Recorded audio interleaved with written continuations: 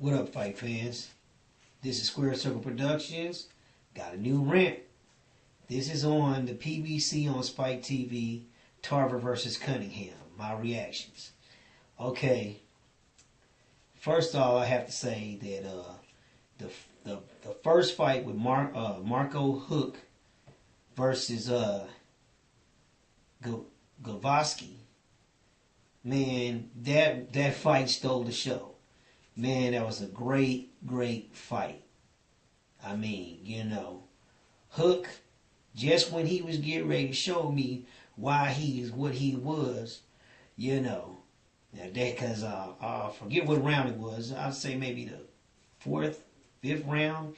He hit him with this shot, man, and dropped him, man. It was a left hook. Got him with the left hook, dropped him. You know what I'm saying? I mean, it was a power shot. But unfortunately, he didn't finish him off. Okay.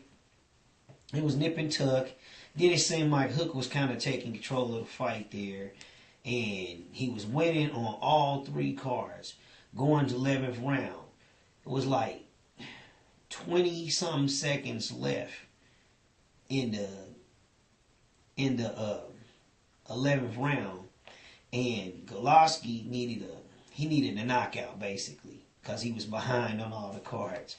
And, man, he got it. He caught that dude, man, dropped him. You know what I'm saying? Got back up and he swung and started hitting him.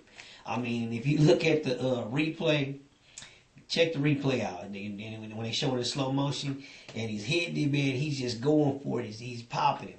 And the last couple of shots, he hit him in the neck, man. I was like, dang, how brutal. But still, man, it was awesome. It was a very entertaining fight. I mean, it was real good. And, I was really impressed with Marco Hook, man, because, typically the European type fighters, especially like from Germany and Poland and Ukraine and places like this, usually they're kind of mechanical and stiff, But he showed me a lot of, even though he was throwing like heavy power shots, he still showed me a certain amount of quickness and the ability to slip and dodge punches, It was really like, man, very Americanish, I mean, I was really impressed, But, man, Gavoski was tough, though. I mean, they kept making big deals about, like, a lot of the punches that Hook was getting off. But, man, to be honest with you, this dude never was really backing down, except for the one time when he hurt him.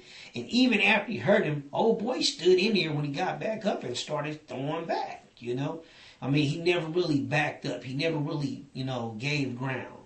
He just continued to plow forward. I mean, and usually that's a recipe for disaster, especially when you taste another guy's power and he drops you. But he just established that this is who he was going to be for the whole fight, and he never backed off of that. But anyway, the first fight was so good that when Tarver and Cunningham was fighting, man, they was booing most of the fight. In the main event, they were getting booed because it was just so much action in the first fight. And then to see a fight that was hyped up as a grudge match because the words and stuff that was exchanged between Tarver and Cunningham and their phone conversations and in the pre-fight interviews, I mean, it was just a lot of trash talk, And so everybody wants to see all these guys go in and try and rip each other's heads off. And, Tarver, at 46-year-old, being a tactical type fighter, defensive minded, and more about timing and everything, he was picking his shots, and he was showcasing his skill set. But at the end of the day, it seemed like, Cunningham was the busier of the two fighters, but it seemed like Tarver was able to dominate certain points of the round, to where it'd be like, let's say Cunningham was dominating maybe a minute and 40 seconds of the fight, of the round. You know what I'm saying? Maybe a minute and 50 seconds of a round. And then Tarver might dominate a minute or a minute and 10 seconds or whatever. But the minute and 10 seconds that Tarver was dominating, he looked better. you know, in the round. So it seemed like he was getting the calls, you know. And what's this Steve Farhood dude, man? He gave like the last 4 rounds to Tarver, and I'm like, dude, man, I mean, I don't know about all that. Because at a certain point, you know, you could see that Tarver was kind of like holding back, you know, really kind of coasting. And then do a little something here and there. That's not enough to steal the round per se. But like I said, you know, him being an announcer on Spike TV and things like that, you know, and they was even asking a question during the fight: does Antonio Tarver's resume come into play at a certain point in a close fight like this? Do you tend to lean on the side of the more experienced guy who's more well known, or do you go with the other guy?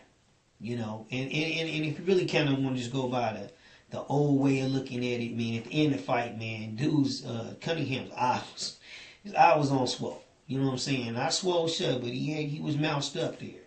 You know, so from the looks of it, he looked like he had really been in a fight, whereas Tarver, pretty much the same. You know, but to be honest with you, it was a split draw. So you know, one of the judges gave the fight to Tarver 115. 113, and then Cunningham 115, 113, Tarver 115, 114, and then one judge scored it even at 114 apiece. So, you know, which goes into my second point. The fight was entertaining enough, but it was basically pointless in regards to the big picture. Now, let me back up and go back to the first point, because in the ringside, in the front row, Roy Jones was there, and they was like, "Ooh, what is Roy Jones doing there at a Antonio Tarver fight? You know, there's no love lost between these two, and blah blah blah." But to be honest with you, they were saying, well, possibly Roy wants to fight Tarver again, and you know, I'm not going to sit back and say that there may not be something like that going on, but I know for a fact that Roy Jones has publicly said that he wants to fight Marco Hook for the cruiserweight title. You understand what I'm trying to say? That was his role. Because he's fighting at cruiserweight, and he wanted to get a shot at Marco Hook's title, which now is Goloski's. So either way, he was probably there to scout Hook, and the fact that Tarver was on the undercard, on the main event, just happened to be part of it. But if you look at it, I think after like the 10th round, Roy Jones left. So the last, 3 rounds or so, or the last 2 rounds, he wasn't even there. But he was there for a large stretch of the fight, and he got up and left. So, apparently he has a fight coming up here. I'm going to go do some research on that, and maybe I'll do a little something on that later on. But anyway, getting back to point 2, like I said, the fight was entertaining enough, but again, it was pointless because of the big picture. And the big picture is I made a video a while back. I mentioned it in another one. Is that should boxing have a super heavyweight division? And I'm just even more convinced that it needs a heavyweight division. I mean, at the end of the day, you're looking at 2 small heavyweights, you know, fighting.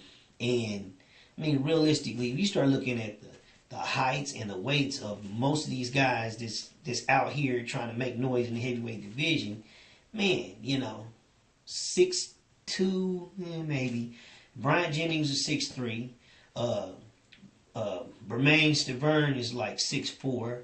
Dillian White is 6'4". And I forgot to mention Dillian White and Anthony Joshua in the Klitschko video. But they're definitely factors as well. Okay? Anthony Joshua, is he like 6'7", 6'8", something like that too? Tyson Fury, 6'9". Klitschko, he's a 6'8", 6'7". You got that Tayshaun Dong, the Chinese guy that's 7 feet tall, 289 pounds. I mean, at some point, you're going to have to start pushing for a super heavyweight division. Because these little tweener guys that wasn't natural heavyweights, who are fighting the heavyweight division now, they ain't going to really stand no chance when you start talking about these super heavyweight guys. You know, and again, you know, these guys aren't big, slow, and plodding like guys that might have been that height before. You know, so I don't care if you are a skilled fighter or whatever. What you gonna do against a 6'8" athletic Deontay Wilder who can just flick that jab out and beat you with athleticism? And if he squares up right and throws that right hand, man, woo, and connects, man, you know, what are you gonna do? You know, pick yourself up off the ground. That's what you're gonna do. You know, to be real with you. But I mean, you know, you have to kind of factor this stuff in. It was an entertaining fight, somewhat of a grudge match, but at the end of the day, I mean, maybe these guys should be cruiserweights, you know, and leave leave that division, or they gonna hang around till they do make a super heavyweight division. Okay, fine. You might be great heavyweights if they go on and have some sense and create a super heavyweight division. But right now, as the way it stands, open. Once you get up past 200 pounds, it's open. It's not gonna be too well, you know what I'm saying? But people gonna learn the hard way. So we'll see. And my third point is that the big picture is there needs to be a super heavyweight division. These guys don't stand a chance against the top guys, which I already explained. So once again, though, great night of fighting. Next big fight or whatever, give you my thoughts on that. Peace out. One love.